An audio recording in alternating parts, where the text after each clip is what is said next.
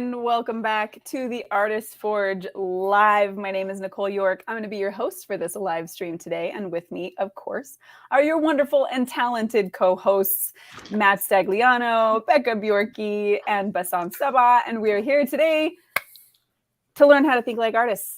Practicing visual literacy, that is the topic for the day. And of course, of the last few weeks of conversation, we've been talking about visual literacy, what it is, why it's important, and then how we can apply it as artists, not only in the pictures and art that we see and consume, but also in the art that we make. So just as a quick recap, while we wait for a few more friends to join us, if you're here today, don't forget to say hi in the comments. We will bring your comment up and respond to you. Visual literacy is essentially just how do you interpret what you see? When you see something, it gets into your brain. How do you figure out what it means? Does it mean anything? And how do you know?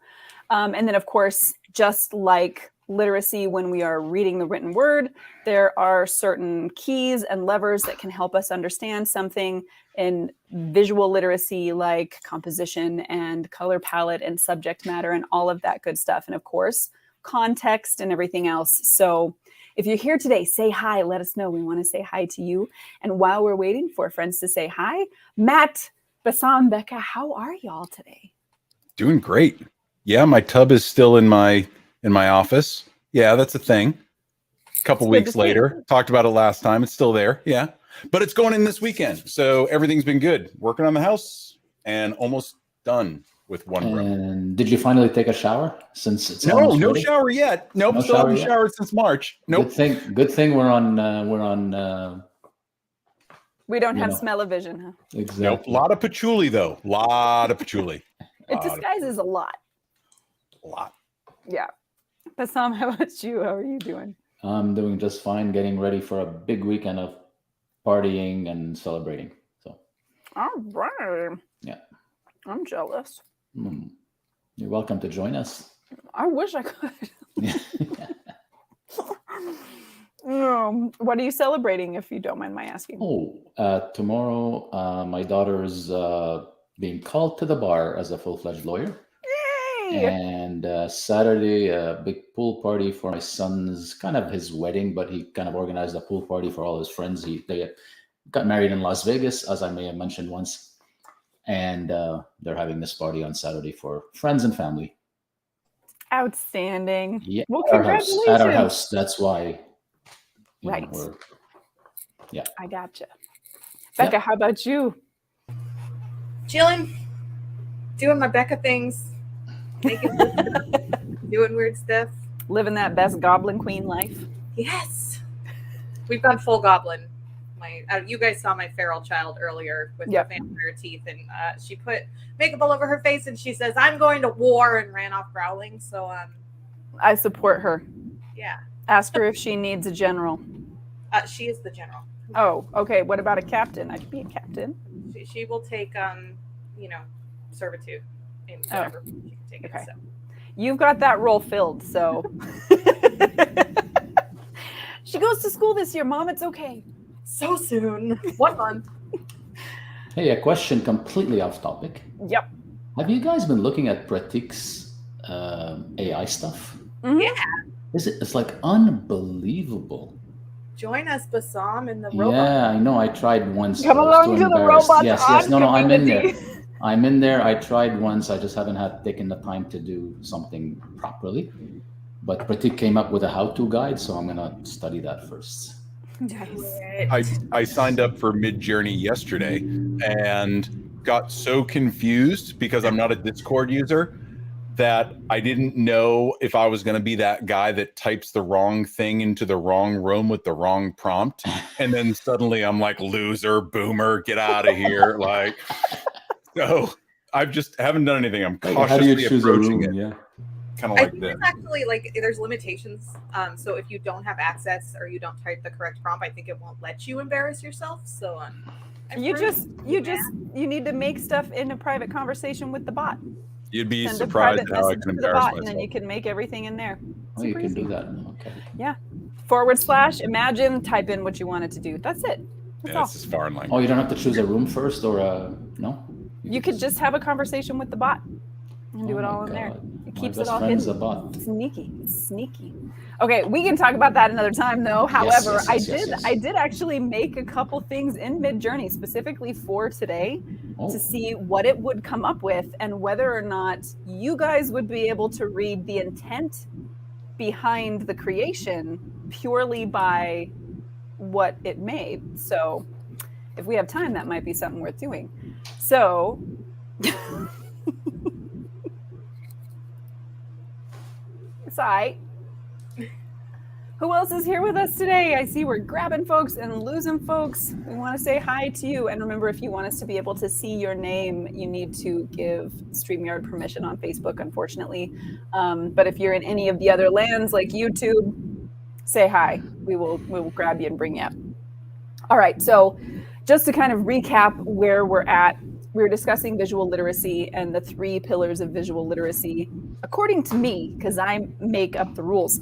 The first one being the context of the image, right? So where you see it, what it's surrounded by, and how that informs your interpretation. And then the being the internal language of the image, so what the artist puts into the creation of the image itself, and then the external language of the image, so what has the artist included with the piece of art, like maybe the plaque with the name on it, or the title, or an artist statement, or anything else that's meant to inform the viewer and help them interpret the image. So they're kind of the main aspects of visual literacy. We've covered context. We talked about where you see an image, maybe in a magazine versus in a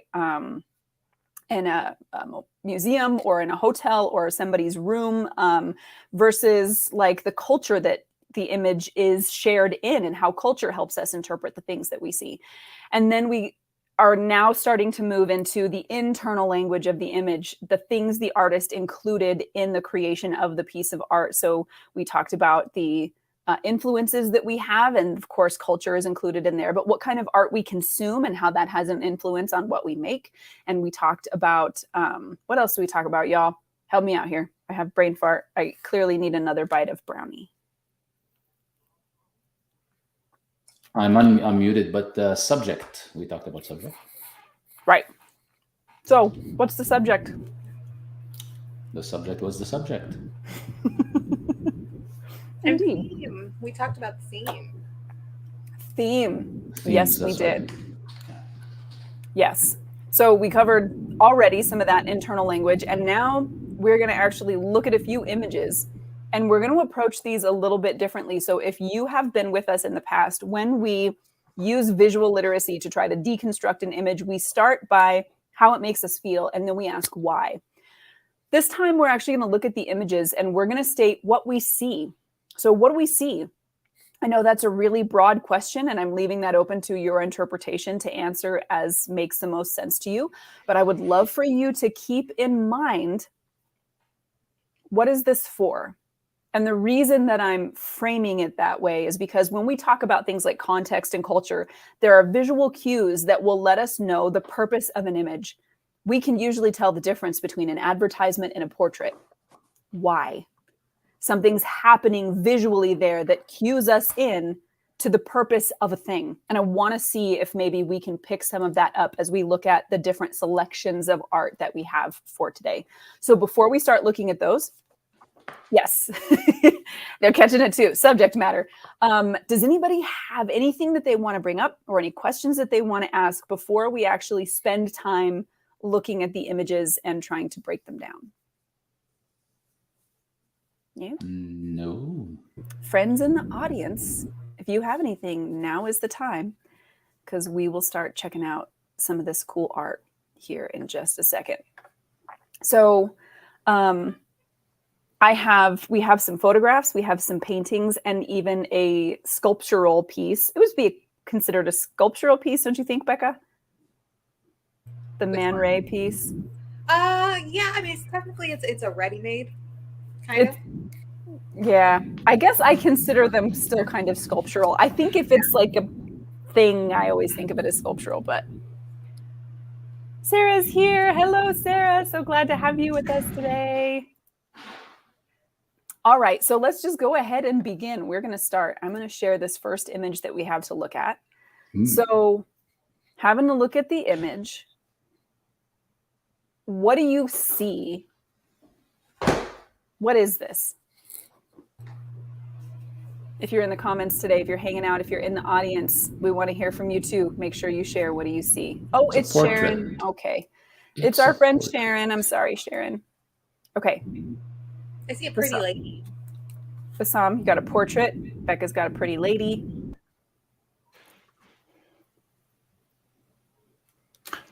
I keep thinking ad, like makeup ad, but that's not this. This is more portrait, straight portrait. Yeah. Okay. So if you're in the audience today and you're looking at this image, what do you see? What is this? And I have an opinion as well, but I want to make sure I'm not that kind of unduly influencing anybody who's going to answer before. So portrait. When I say portrait, I mean like retail portrait, personal branding. Level. Right. Yeah. Yeah. I see a beauty portrait. Painterly portrait. Totally fair. So when we see this, let's break that down a little bit. So we're saying that this is a portrait. Why is this a portrait and not something else? Why is this not a makeup ad or a hair ad, or why is this a portrait? There's not enough emphasis on any one thing, right? If it was a makeup ad, you'd be closer to the lips or the eyes or the pores, and you'd see a little bit more of that. If it was a hair ad, same kind of rules apply.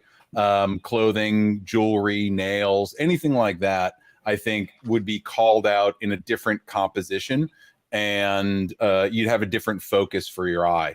This, you're clearly drawn to her face, so it just makes me think over and over, like we're meant to just be looking dead at her face and understand the portrait rather than have it be anything else other than that. Just not enough story to be anything other than that. Okay. On the technical side too, I feel like there's a softness to the photograph that doesn't necessarily lend itself to something more commercial like an ad, which is, it's flattering on a portrait, wanting to feel good about yourself, and the skin's real smooth and it's very pretty and it's delicate material, but it doesn't say advertising in that post-production treatment to me. And so if you were looking at post-production treatment, Becca, for advertising, what would you expect to see then that this does not have? Like Matt said, a lot of that focus, and also like a little bit probably. Also, I'm looking at it small, so maybe that's impacting. Well, let's. Yeah, definitely just a different approach to the skin, I think, would have a very, very different feel. And even just cropped tight like that on the shoulder would change the read of the picture a lot. Yeah, so if we were here, I'd be thinking lipstick. Yeah. Yeah. The other thing that gives it away that it would not be an advertisement or it is the non-retouched blouse. Right? If it was a commercial thing, it would be completely perfect. But Ella would definitely be picking up on that. Yeah. She always can tell us. Yeah, some of the creases and would not be there. Yeah. Yeah, I agree. So agreeing with you there, I think that's still Sharon agreeing with you, Matt. And yeah, my read is exactly the same. This is a beauty portrait because everything in this is pointing to her face. It's not, like Becca said, close enough or sharp enough. And this is not a model. Like this is not a commercial beauty model. This is a beautiful woman. This is not a commercial beauty model. And there is a difference. And the treatment is then, of course, all about showing her beauty off. The way that I read this is, here's a beautiful woman. This is what this beautiful woman looks like. And I agree with you, Becca, as far as the treatment goes. And I don't see another way to read this convincingly. But if somebody else does, so if you're in the audience today and you're seeing this differently than we are, I would love to hear what it is you're reading in the image. Like, what are you seeing there that would help maybe change? The only thing I see, only because that's all I do is look at YouTube and social media for retouching stuff. It's almost like a cover photo for a retouching series or for retouching software or skin retouching.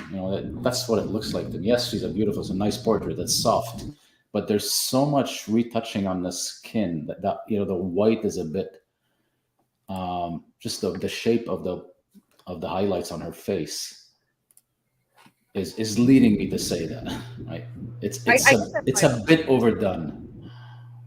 Yeah, I'm with you, Bassam. Like, I mean, obviously, anyone who works in photo, I feel like, has an eye for that particular style of retouching in portraits. However, that's a really great point, that it could be commercially a kind of advertisement for retouching. So, I mean, wherever this came from, I mean, that's kind of where that place of context is going to come into play. Because if that's what you're advertising, how to get perfect, smooth, dull-like skin. Oop, sorry.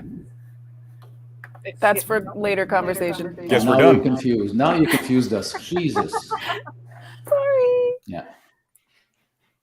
But even then, if it was for retouching, that's why I said skin retouching. The crease on the shirt would not be there.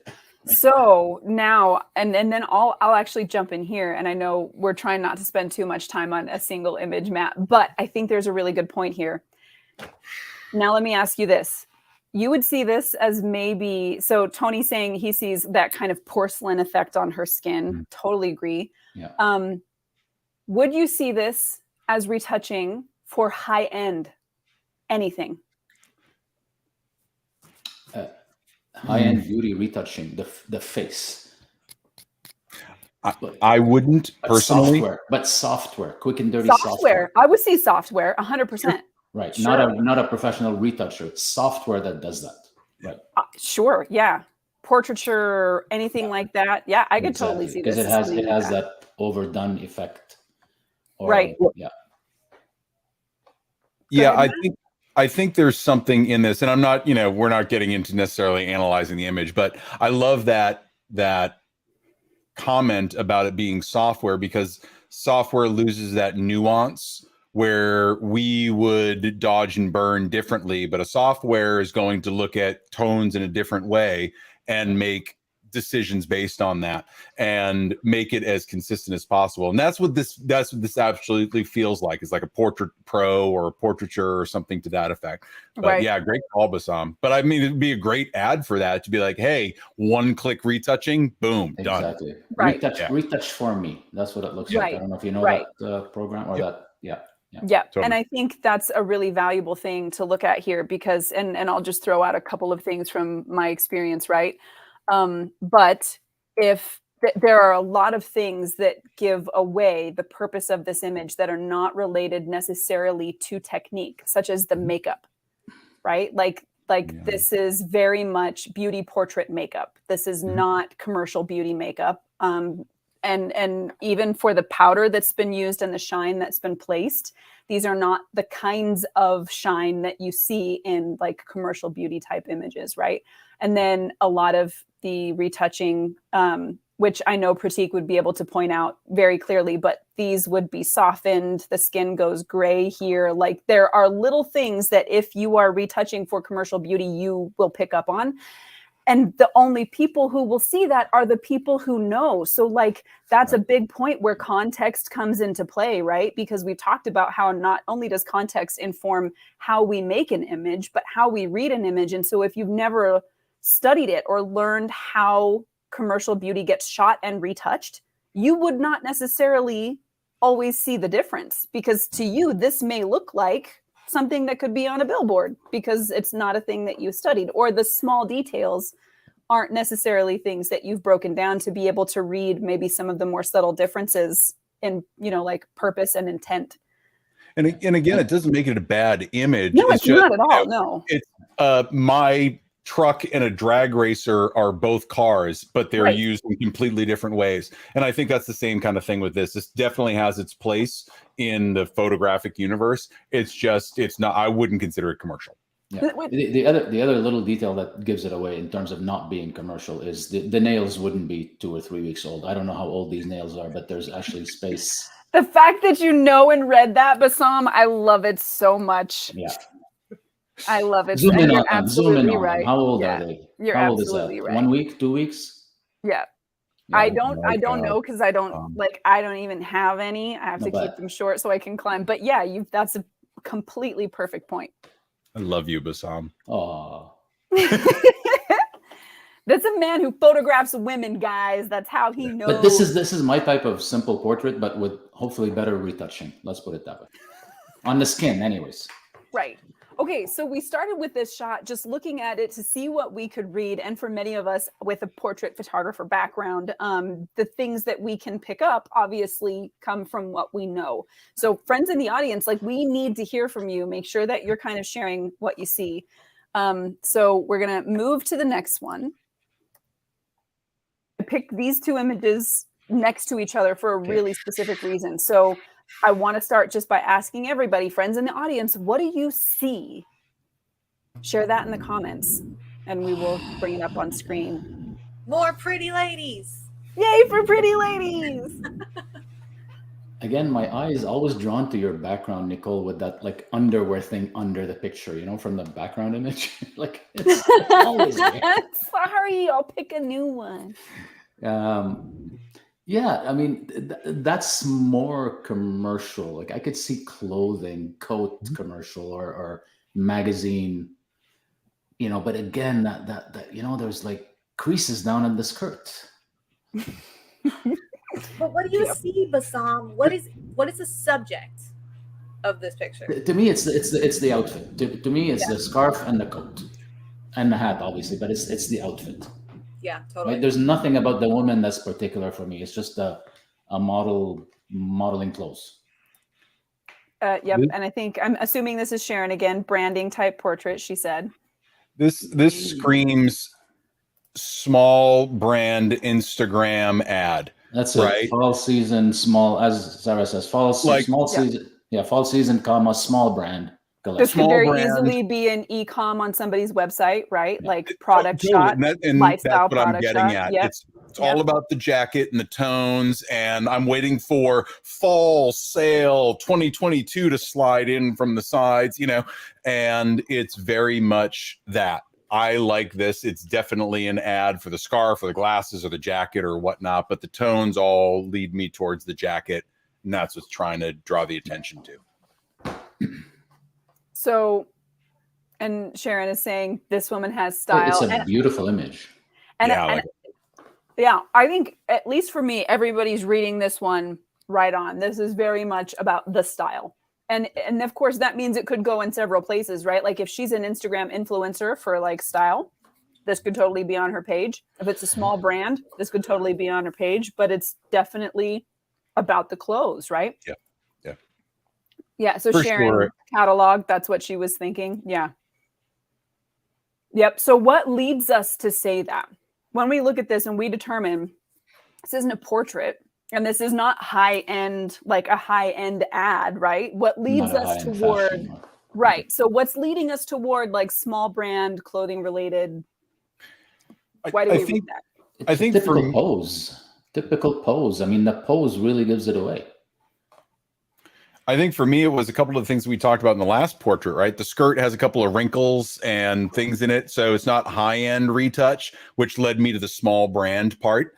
The leaves being, you know, very autumnal, having it be orange, have that be the dominant tone, not only in the grass, but in the trees, is giving me the overall orange. So where's my eye going to go? Right to the jacket, rather than her face, which has the same tone, but it's masked in black and glasses and scarf, right? So I'm looking clearly at the outfit. So I think the background meant to be those complementary colors in that green, you know, orangey field fade into the background because all I'm seeing is the jacket and the skirt. Right? They're not distracting me from anything else. So clearly for me, the focus is the outfit. Yeah. And I think audience agreeing with you, and the face is obscured. So that plays into it too, right? And the other detail that would probably not be there if it was high end fashion or it's that branch coming out of her hat. Yeah. Right. That wouldn't be there. So obviously a lot of things that we're reading into this here that gives us those. Also, the model, this is not a high-end model, right? Like if you're selling high-end, if you're doing editorial clothing, this is not the model who's going to do that. And why do you she's say beautiful. that? Why do you say that, Nicole? Well, Because I don't see that.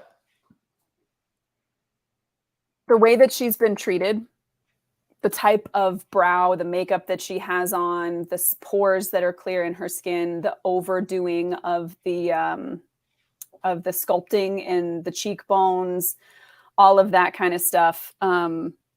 This is a beautiful woman. This is not a $10,000 a day model. Okay. Yeah. No. I mean, yeah. She could be a $500 a day model. 100%. No, yeah, she probably, like, she could 100% shoot catalog stuff and lifestyle things, and she'd probably be great commercially. You know, so there's small, slight differences, I think. I would like to put a $10,000 a day model in this exact picture and see what the difference is. The difference in posing is going to be enormous, because she's not going to stuff her hands into her pockets and mess with the fit of the clothing. She's going to be showing off the clothing in a clever way. She's going to wear things in a way that makes you want to buy them, and not like with the same makeup, same stylist, same photographer. Like, that never happens. Someone make that happen. Somebody do it. All right, so we're going to keep moving quickly. So far, like, we looked at, if we were to cover the things that we just talked about, we looked at the subject, we looked at the framing, because she's there in the center of the frame. So obviously, like, that's the key. The depth of field is also telling us that she is the most important thing here, right? The palette we talked about as, like, centering the clothing there. Tony is saying she's got a scar or perhaps an impression from bike shorts above her knee. That would be caught in a professional shot, right? So, like, all of these little details that we're being able to read that helps us figure out what this is for, which is important because in today's society, we come across images sometimes with very little context. And if we can't read what it is right away, then oftentimes we're just going to either scroll by it or not pay attention to it. The ad is not going to land the way that it should. The portrait's not going to impress like it should. And I have an example for that that we're going to look at in just a minute. Before you move on, Nicole, I think it's just important to mention, as people watch these and think about it, right? And think about their own work or work that they see. This is kind of the heart of marketing, right? So understanding what the audience is seeing helps you develop images that are going to better attract that audience, right? If you're going for the beauty retouch retail side, that's great. If you're going for catalog stuff, that's great. But just understand, this is what we're seeing. We don't know any of these images, and the immediate read is X, Y, and Z. So when you're making images that you're trying to market, does it have that story? Does it have that feel in it? And, we talk about this all the time in terms of how we apply it to our business. But I think these are great examples of, we don't know what's coming up next except for you, Nicole. And these are the immediate reads, which is what people are doing to your shit all the time. 100%. Right? So, yeah, it's a great exercise. I love this. And also, to be super clear, these are still great. Like, just because we're mentioning where we think it lands, that doesn't mean they're not great, right? They just don't serve the same purpose. That's all we're saying when we're saying, like, would be the difference we would read between something we expected as high end and something that fits in a different market. It's literally just where it lives. That's all. So if somebody took this shot, like, I would be happy with it. That's a nice shot, like, just to be clear. And then also to kind of tie on to the end of that, Matt, as you mentioned, and then also we've talked about this before, but with visual literacy as a visual species, we read that fast. We look at something, we know if we like it that quickly, we know if it's going to give us an emotion that fast. Like, our ability to process the things that we see happens so quickly that if we don't nail the thing, it leaves us with that feeling of, And so we have to understand, and looking at something as a thumbnail is a really great way to know if you have the bones of the thing. Or, you know, letting your eyes go unfocused is a really great way to judge things like tonal composition. So just like a couple things to think about. So when something doesn't work and when we don't know what to do with it, we're going to look at this and try to figure out what this is. So what do you see?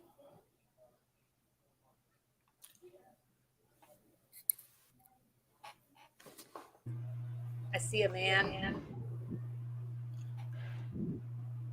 and some muscles. So yeah, I see lines that tie into the shorts, lines that tie into the sneakers. All of that is meant to bring you to the brand. This is straight up a commercial ad. I'm waiting for Adidas something or other just down in the lower left corner, right? This screams Sarah Adidas. agrees. Yeah. Can I see the logo? Caveat, my wife used to work, my ex-wife used to work for Adidas. No, on the shirt. Oh.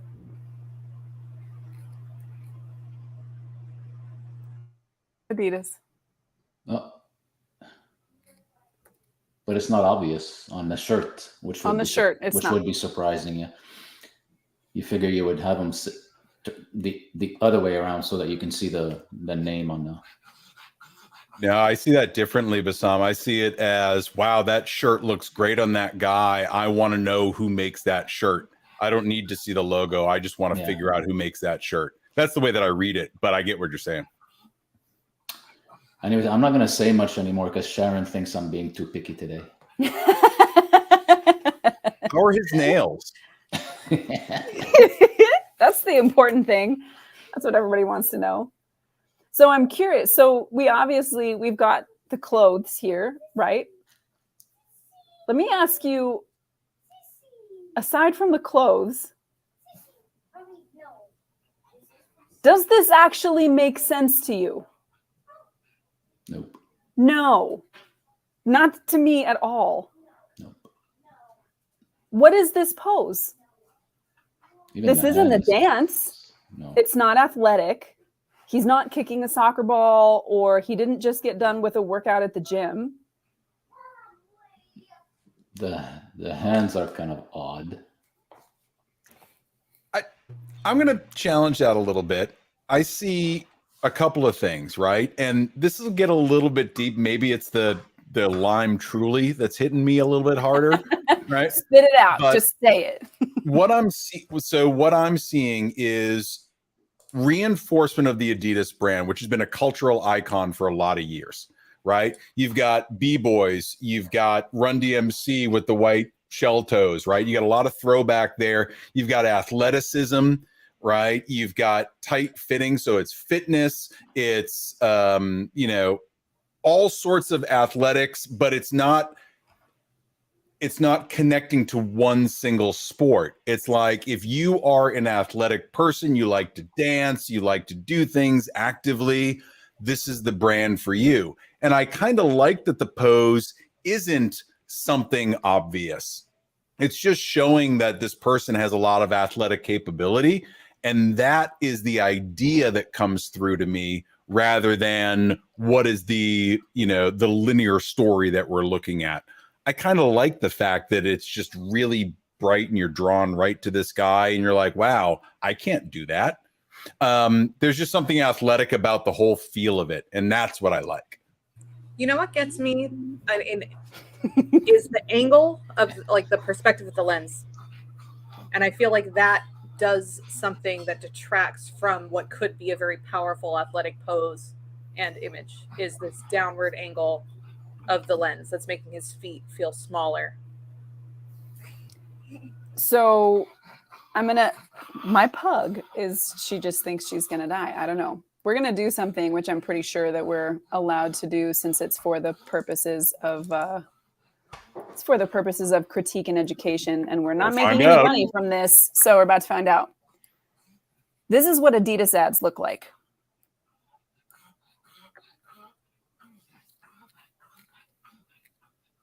These are not ambiguous because they can't afford to be ambiguous.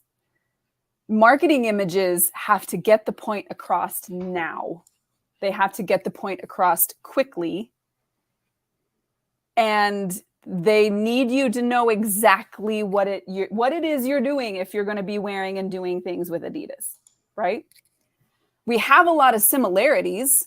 We have really punchy colors, right? We've got a really clear place for our eye to go, and we have the Adidas designs. But from my perspective, my read on this is a photographer who wants to be noticed for sports images and for sports branding, and they don't know what they're doing yet. Doing a spec ad. They haven't met the little things yet that separates the work that they want to do from the work that they're actually doing, because the pose makes no sense. There isn't anything here. If you were like, if you're looking for, clothes to wear to the gym, you probably don't see this and go, I want that. You probably see, let me grab one of these guys here. I'm just looking at his calves going, I want those. It's interesting because I look at his calves and I go, they over dodged and burned his muscles to a proportion that they don't actually exist that way. Like if we were, now I don't know where they are. I put them somewhere. If we were to look at those ads again, you see people sweating. You see people in mid actual movement with basketballs or yoga poses. You see like those kinds of things. And this whole, it's so dramatic. I don't know what it actually is. It just saying too many things so that I couldn't look at it and believe it actually lives anywhere. Yeah, I think you might be right. This is someone trying to get into commercial or making a spec ad and, throwing some Adidas logo on this and being like, hey, here's what I can do. But I think the things that you mentioned, more I look at the image, right? Going from first impression to now, let's analyze this thing. I think you're right. And Becca's point about the angle of the lens really interested me too, because I didn't really catch that at first, but now looking at it, yeah, it's completely different take on it. Well, and you can tell where the photographer is going, right? Totally. Like they have the punchy colors, they have the punchy light, they have a fit model, they've got the Adidas clothes. But there are other things that are not happening that usually would be happening for us to expect from that kind of an image. Okay, let's continue. Yep. So now we are going to move on. Oof. Change of direction. Change of direction. Happy birthday card. I'm going to zoom in. And we're going to kind of look at everything really quickly. So wait to say what you see until you've had a chance to see everything. Can you hear my pug snoring? I should mute myself. You want to mute me real quick, Matt? Absolutely not. Enjoy the pug. All right. So what do we see?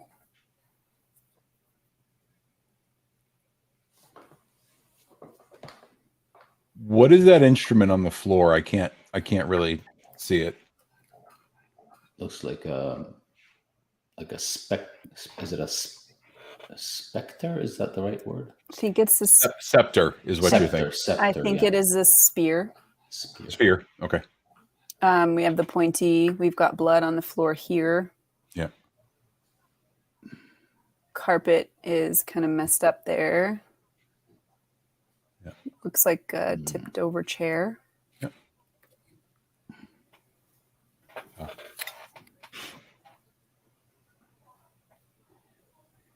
So what do we see? Friends in the audience, what do y'all see? What is here? I will say it's worth zooming in on the face also. Did I not get in close enough there? Just it's intense. It's such a impressive depiction of expression.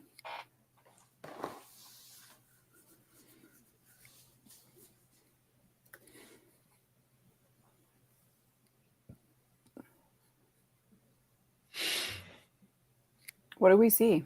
So I think this is Sharon saying death, suspense, anguish. It's an aftermath of something that just happened, obviously. And was the older man involved or not?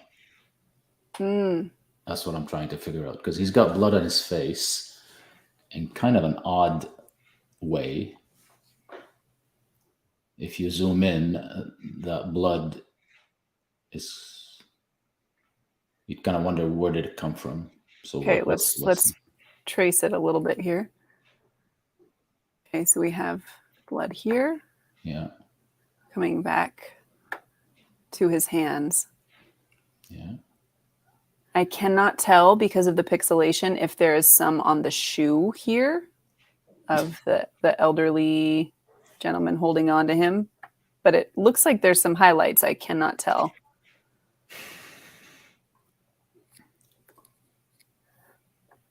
Can you zoom in on the older man's forehead, please? Mm-hmm. Yeah.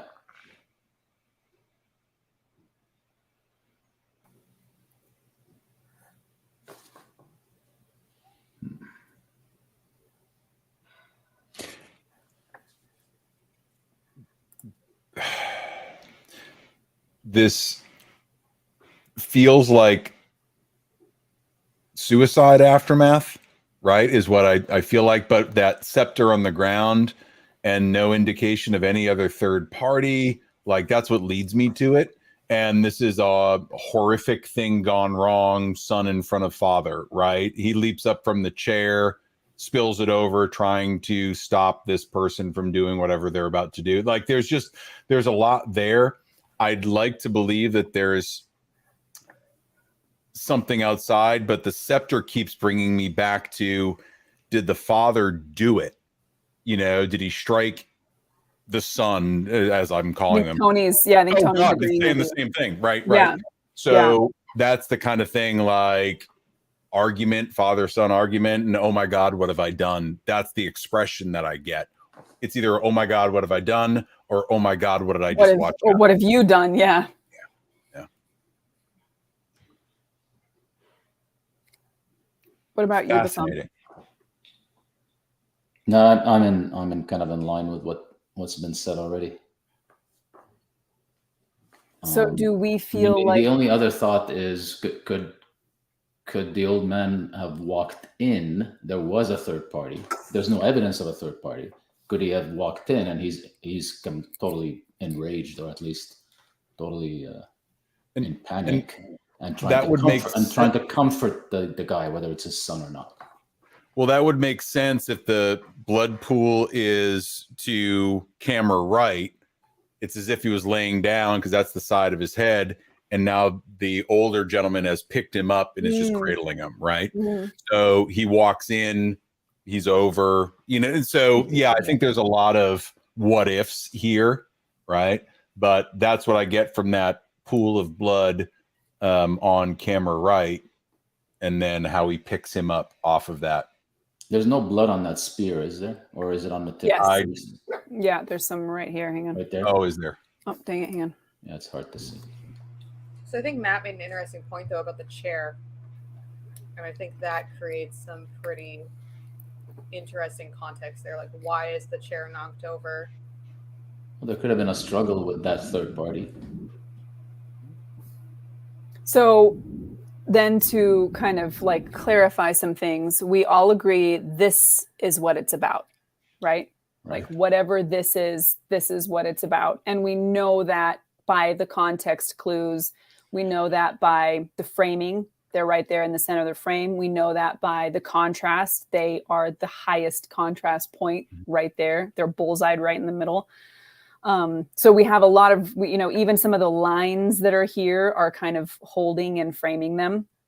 So we have a lot of good visual clues to tell us what this is about.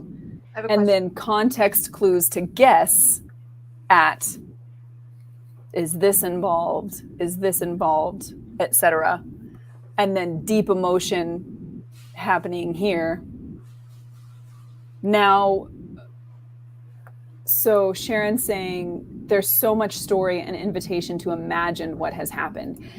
And I think what's so great about this is that we're viewing this from the context of a century outside of when this happened, right? Like we can't look at this and say just off the top of their heads, oh, that's Kim Kardashian, right? We don't know that. We don't know immediately who's in this unless we have some of that historical context, unless we already know what's going on here. We don't look at this and immediately know these characters, right? So I have a question though. I Yes. guess Nicole, since you know what the painting is, but Bassam, Matt, or audience watchers right now, where do you guys think this is? Where? Oh, good question. Well, I mean, the only hint. I mean, there's a lot of hints, obviously, in the decor, but the wear aspect, there's that like high window, which Sarah guessing Turkey. Oh, I was being more specific, but for me, Turkey is a guess, right? It's besides Westeros. I think the rugs, the background on the wall, the clothing screams like 14th century Spain or Middle East, right? So I'm leaning more towards Middle East, but there's that element of, just in the fabrics and the textures and the patterns that I see in the carry bag and the pillow or whatever that is on the left-hand side. So yeah, that's what it says to me. And Sarah saying the rugs, the wall covering, the clothing, and the pillow for her is what kind of made her feel Turkey. So interestingly, let's if anybody else has any thoughts, go ahead and get those in, and then we'll break this down a little bit. So us reading this from a modern context, looking back on what we're assuming is a historical event, given the clothing, given the situation, where everything's at. The title of this image is actually Ivan the Terrible and His Son. You guys And I think the fact that people were catching on some of those Eastern influences there, which are definitely in Russian architecture and design. There's a lot of kind of marriage between cultures there with how those things look, the bright colors and the complex patterns and everything. But if you're not aware of the story, Ivan the Terrible did kill his son. He struck him during an argument. And so then what we're seeing is obviously the artist depiction of that event, which everybody picked up on the possibility that was a thing, given the context clues, meaning the intention of the artist to depict Ivan the Terrible having killed his son. Pretty successful. And remember that additional context, the title of the image and the information that the artist includes, that external language is part of what helps us interpret. So even without having that, we still landed in the right place when we were viewing this. Who's the artist? It is Ilya Repin, Repin, R-E-P-I-N, Repin. I do not know how to pronounce anything that is Russian, so I can't. I wish Olga was here. She could tell us. Successful, Sharon's saying. Agreed. Okay, so we're going to, those ones I think are going to take a bit. I want to grab one I know for sure that I think we might be able to play with. I think this one is too hard. Really interesting. Too hard. Really interesting. It's the hard that makes it fun. All right, so what do we see here? I'll zoom in. And so we can kind of so we can get a little bit of the details. Whoops, that's out, not in. I see a canvas, but no painter.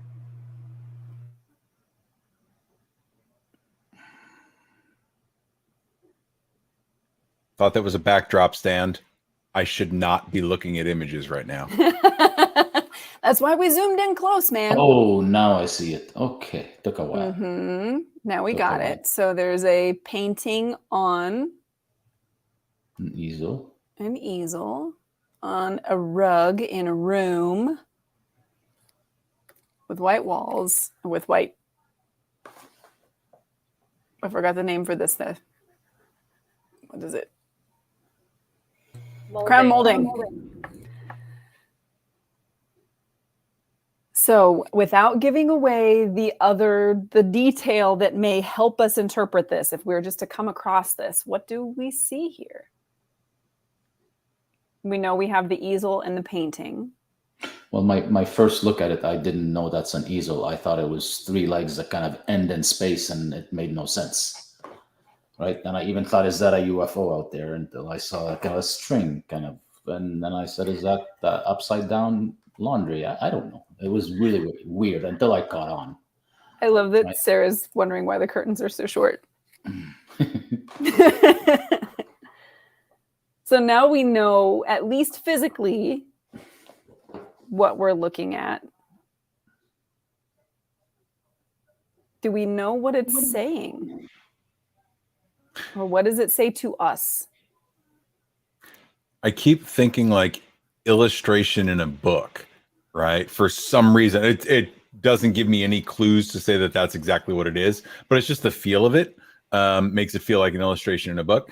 The style is definitely very illustrative, I think. Yeah, I have no idea what's going on here. Do you think if it was more hyper realistic, it would change your read? I think so. I think, for me, if it was more hyper realistic, I'd look at this and I'd be like, okay, there's a separation between the background and the foreground because you're going to have canvas versus reality, right? That's kind of what I would see, where everything is the same style. It's a painting of someone painting, and I just honestly don't know what's going on. So yeah, I'm going to sit this one out. Let's try to break this down together then and see where we can get with it, just from the context of what's in the image. So you said, Matt, it's a painting of a scene, right? So we have a canvas in front of a window instead of seeing the outside. So we've got almost an interpretation between us and the scene, right? So we're not looking at the scene, we're looking at the artist's interpretation of the scene as if it is the thing itself. Maybe there's something there. The artist is trying to sway what we see outside. Sarah saying starving artist.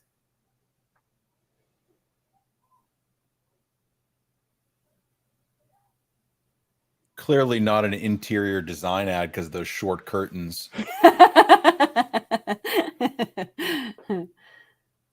They're also very bland, aren't they? The room itself is very bland. It's beige everywhere. So if I may, if we rewind to how we usually approach art breakdown, how does this make you guys feel? Matt's face. Like I'm at a dentist office. Like that's how I was just gonna say clinic. I was gonna say clinical. Clinical. Well, dented, like a, yeah. It's like saltines for my eyes. It's just so bland. Yeah. Interesting. This makes me introspective. Crisis, existential crisis. Tony's saying it feels a bit like a book cover for a mystery pending a title. I can see that. I love how carefully this easel and canvas are placed in the frame. The fact that it's barely cutting into the curtains here. That's what gave it away to me. That's the first thing I saw that said, oops, there's something. Yeah. Yeah, like, so we have obviously just enough of the side to see where the canvas is stretched over the frame, and then we've got, you know, the top of the easel, and then just that little bit there. And I just think that's so clever. And if you notice, the composition is off this much. Off. Little content aware Mhm. fill. It'd be Right? great. Yeah, Bassam, because if you look, we're very, very close here. We're very, very close here to having the easel in the middle of the frame, but it's not. We're pretty even on these sides, right? With the edges of the curtain. We're really, really close. Right. But wouldn't you say that from the perspective from where the picture is taken, the easel is actually in the middle of the window, but from the perspective where you're standing, so it makes sense. So the fact that you just use the word perspective, I think, is really important to this image as a whole. Where we're viewing it from, the composition's off. Oh, that's right. Because if we were painting it, if we were right in front of it, it wouldn't be lined up with the bush at all. Like, yeah, from where we're seeing it, it should not be lined up with the bush. No. Right. Not if the painter was standing in front of the painting, right? That's why I see what you're saying. Yes. Yeah, but also this image wants to be symmetrical, doesn't it? Like the window is almost symmetrical in the frame, almost. The tree is almost in the middle, almost. But it's not. None of it is. It's off to the side, all of it, just a little bit. And so we have the great comments coming in. Tony saying, we assume the painted image is what's behind the image. But that's, maybe it's not. Yeah. I was thinking that earlier, but didn't want to bring it up. I was just like, there's just some big pile of shit behind that picture, and he's just trying to make it beautiful. That's a good read, though. That's a good read still. Like, I find this image fascinating. And the fact that it's so boring, I think, in design is what makes it so clever. So yeah, you know, the more I look at it clearly, the more things I can call out and get pulled into the image and start thinking story and whatnot. But it's that immediate view, right? Those first half seconds where I look at it and I'm like, boring, move on, right? And that does the artist a complete disservice for not studying the image and kind of understanding what's going on and just breaking it down and giving it the its due respect, if you will. Sure. But yeah, I saw this and I was just kind of like, So what's the subject? What's the subject here? More complex than that. That's a good question, Bassam. What's the subject? Yeah. Is it the painting, or is it the outside, or is it the unknown? I want Matt's angry ranting answer to that question. What's the subject, angry ranting Matt? Angry ranting, Jesus. I think the subject is out of frame. I think the subject is the artist, and we're looking at what the artist is doing, right? So if I were to think about being in the scene, the artist is directly to my left, looking at the painting straight on, stepping back, going, what else do I need to add? And I'm the dude drinking a beer in the corner, looking from this angle at the painting and going, yeah, what are you going to do, dude? I think it looks pretty good. Can we go outside? Right. And he's just like, no, I got to finish this painting. And I'm like, dude, there's like a bulldozer behind the thing. Just paint a tree. Let's get out of here. Right. So that's what I see, Becca. Does that help? I fucking love that. 10 out of 10. 10 out of 10. Do recommend. What if the artist is the painting? The artist what, sorry? What if the artist is the painting?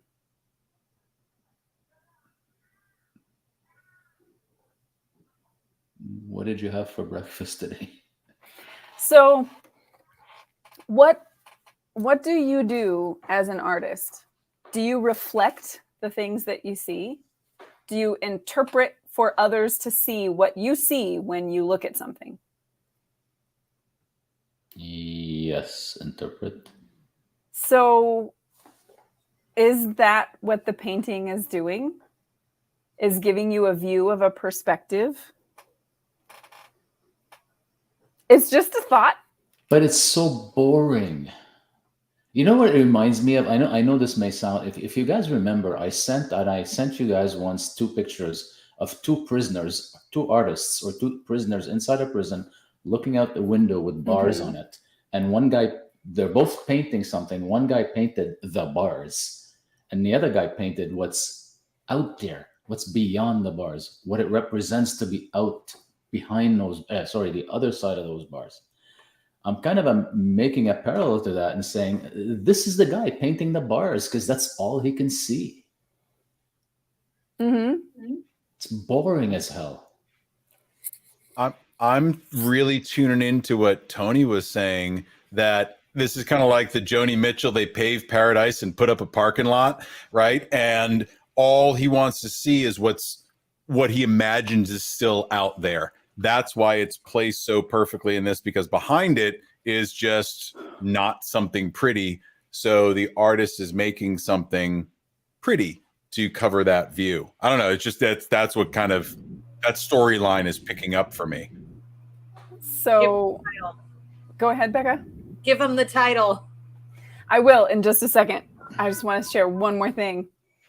So the reason I think that this is such a brilliant image in so many ways is, number one, that we're in the house, right?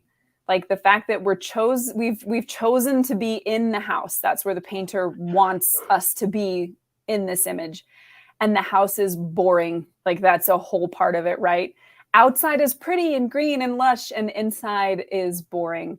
And we have painted the outside on the inside, but everything is wrong about this image. Like the perspective is wonky. You can only be off to the side to see this actually fit the way that it's supposed to. It looks like it should be symmetrical, but it's not. The whole composition of the image is slightly to one side. The whole thing is almost a meta exercise, making you be the subject. I'm the subject of this painting because it's all about what I'm reading into it. Because there's nothing solid to tell you this is what it's meant to be, right? It's almost an exercise in breaking it down, and you can't really walk away with a wrong answer. Zoom, there isn't actually, so it looks like a red thing. It's the top of the easel. I'm assuming this is holding the canvas in place, basically. Yep. I'm assuming this is what you're talking about. Whoops, I'm in the wrong spot. So this image is called The Human Condition. Oof. Nope. Give me another one. Oh. Why? That's pretentious for pretentious sake. It's working. Yeah, it really is. And it just pissed me off. Being like the human condition. Get over yourself. The artist is Magritte. So when Becca said, give him the title, I really got excited. I was hoping that it would actually explain something. It just makes the existential dread worse, doesn't it? But seriously, think of it. So as artists, I mean, we all make art of some kind, right? Like, is this not what we're doing? Is this not our condition? Screaming. Yep. Framing. I mean, in every sense of the word that we use it. How are you framing it? How are you framing it? How is it framed? Reframing is something we talk about all the time for mindset. Don't do this. You're stretching so hard, you're going to slip a disc. Stop it. Matt is very angry at the art right now. We're spending way too much time on the human condition. Get back to art. Oh, Sarah, if you want to make somebody especially angry, someone with OCD especially angry, show them this. This is what I'm saying. Everything's off. So just so that we can hang on. Just so that everybody remembers, I'm gonna just pull up, because you know the artist Magritte, and you are actually familiar with their work. You just don't maybe realize it. Everybody knows these guys, right? Bowler hat guy. Yeah. These are some of the ones that we're a little more familiar with. So clearly this is a theme, right? Like this idea of framing is a thing in a lot. You know, as much as I joke around, this has a very kind of, for me, a Wes Anderson feel. Like this is something that would be a Wes Anderson movie. You know what I mean? And Bill Murray's painting this picture of the outdoor, you know, something like that. So I just want to read really quickly what Magritte has to say about this painting. In front of a window seen from inside a room, I placed a painting representing exactly that portion of the landscape covered by the painting. Thus, the tree in the picture hid the tree behind it outside the room. For the spectator, it was both inside the room within the painting and outside in the real landscape. And then in a letter to a friend of his, he says, which is how we see the world, namely outside of us, although having only one representation of it within us. Similarly, we sometimes remember a past event as being in the present. Time and space lose meaning and our daily experience becomes paramount. This is how we see the world. We see it outside ourselves, and at the same time, we only have a representation of it within ourselves. In the same way, we sometimes situate in the past, which is that which is happening in the present. Time and space lose the vulgar meaning that only daily experience takes into account. Questions such as, what does this picture mean? What does it represent? Are only possible if one is incapable of seeing a picture in all its truth, if only one automatically understands that a very precise image does not show precisely what it is. It's like believing that the implied meaning is worth more than the overt meaning. There is no implied meaning in my paintings, despite the confusion that attributes symbolic meaning to my paintings. How can anyone enjoy interpreting symbols? They're substitutes that are only useful to a mind that is incapable of knowing the things themselves. A devotee of interpretation cannot see a bird. He only sees it as a symbol. Although this manner of knowing the world may be useful in treating mental illness, it would be silly to confuse it with a mind that can be applied to any kind of thinking at all. So that makes a lot of sense. Yeah. Still pretty fucking pretentious.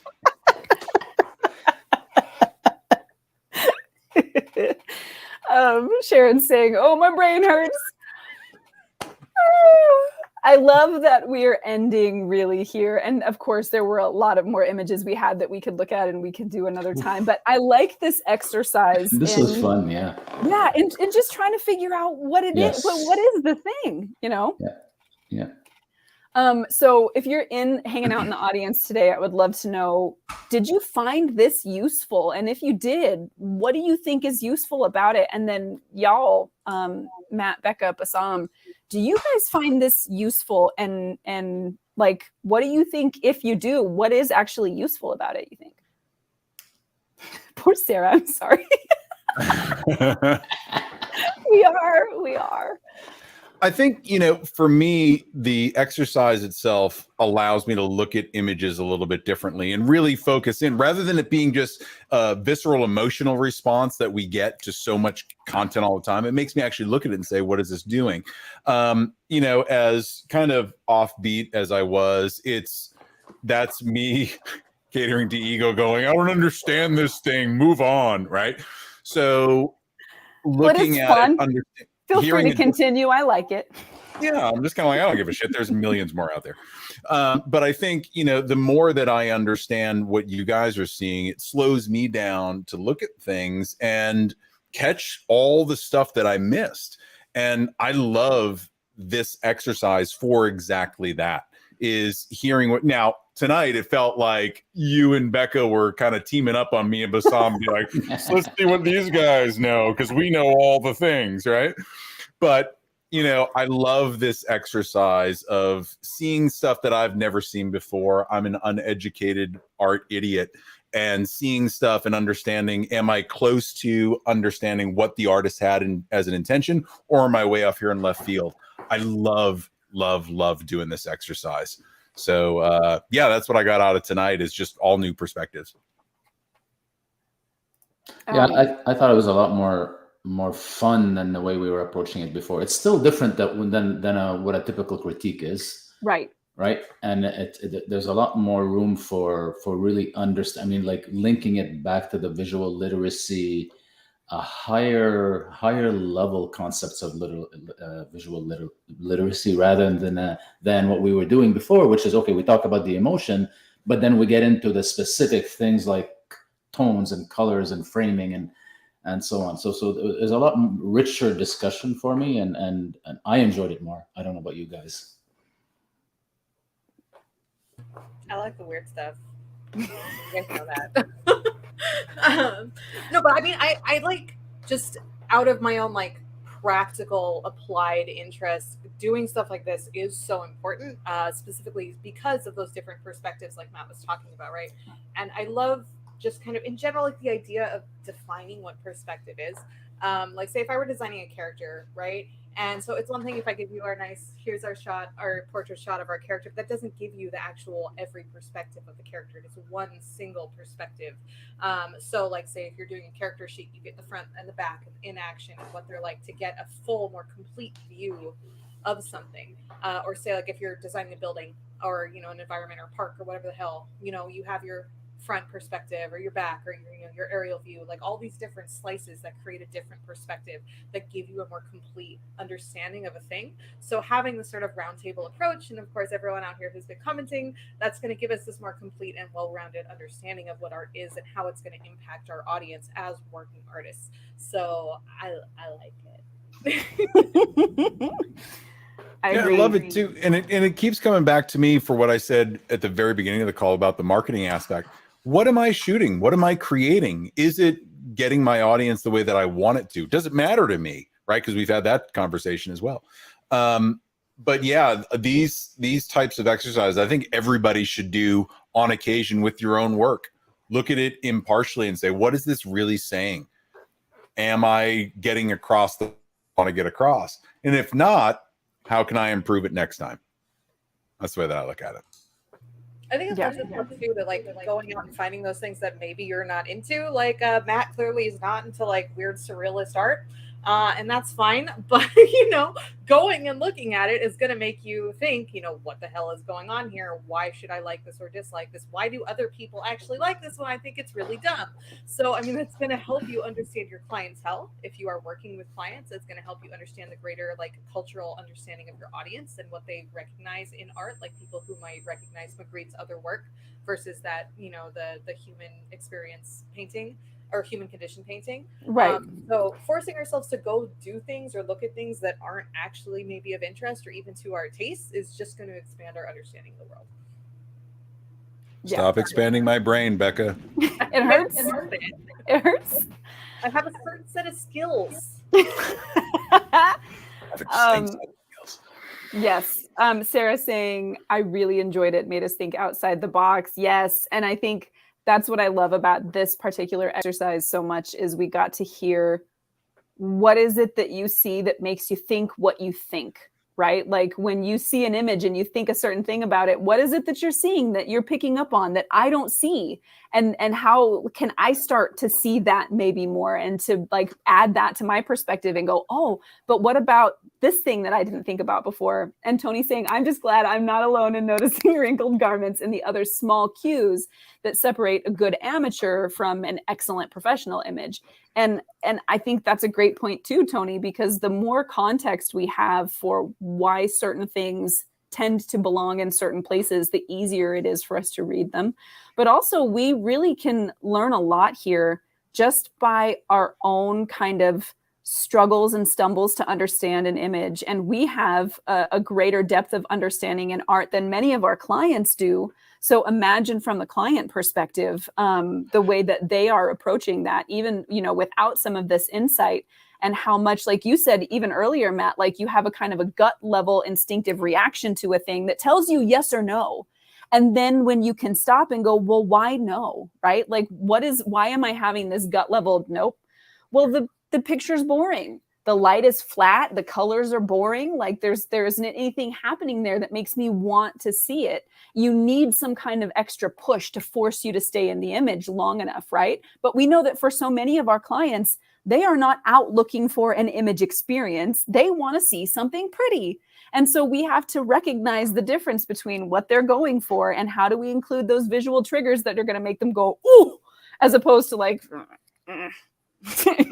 how do we do that? We have to understand that visual literacy in order to figure out the difference between what makes it great versus what makes it But the great and the meh is all subjective. There's 7 billion people on this planet. Someone's going to be like, that's badass. Someone's going to be like, that sucks.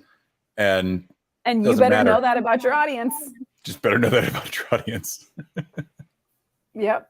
Why? What is it? Why do they like those visual things? What do they read in it? I mean, that's what this whole exercise is for. So I had a lot of fun tonight. I hope you guys had a lot of fun tonight. We are going to continue having these discussions about visual literacy, and we will be back again tomorrow morning at 7 a.m. Mountain Standard Time for the Friday edition of Morning Talk Now with the Artist Forge.